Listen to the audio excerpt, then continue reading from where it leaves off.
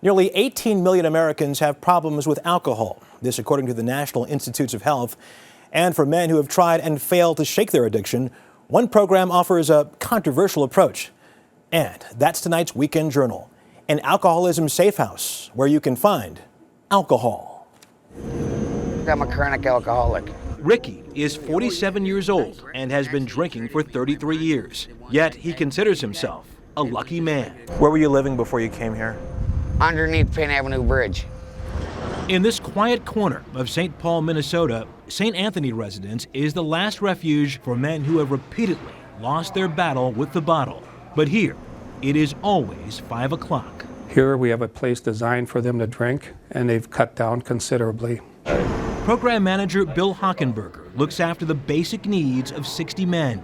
They get a safe place to sleep, 3 meals daily, and $89 a month, spent mostly on alcohol. If I don't want to quit, you're not going to be able to stop me. Tell me why you think this is a good idea. Well, it's better than us all on the streets getting drunk, getting hit by cars, getting beat up. Sober himself for 16 years, Hockenberger understands the disease, the shakes, the seizures, the battle. Maybe I can ride up with you or get you over in that direction. Okay. I've seen things through their eyes, and I know what these men been through, and I know where they're at today. In and out of 12-step programs and hundreds of detoxes, these men have to prove their failures in order to get in. But rather than reinforce failure, the philosophy here is harm reduction.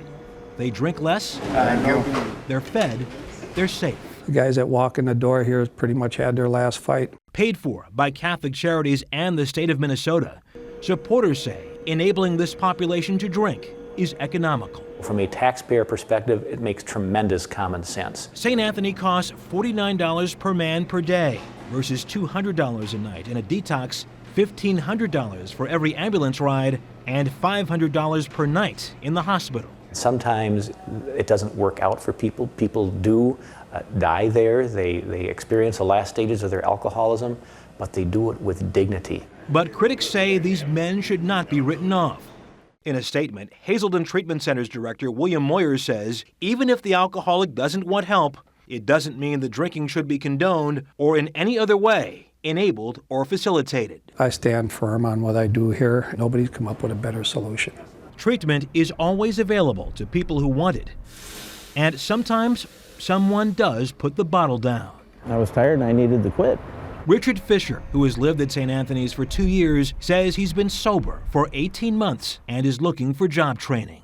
Yeah, it's a big world out here. I'd definitely like to get back into the workforce. I'm not counting myself out. I feel like I still have a little gas left in the tank, you know. These are the men that people seem to turn their head walking down the street. These are the people that they won't make eye contact with. These are the men that come here with broken hearts. It's a humane thing to do.